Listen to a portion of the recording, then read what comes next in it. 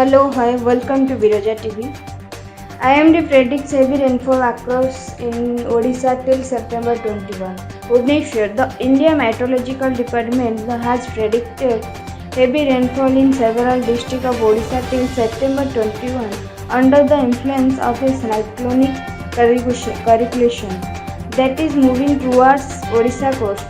The cyclonic circulation over essential and adjoining northeast Bay of Bengal now lies over northwest adjoining west central Bay of Bengal and is very likely to move towards Odisha coast during next 12 hours, said IMD. Thank you.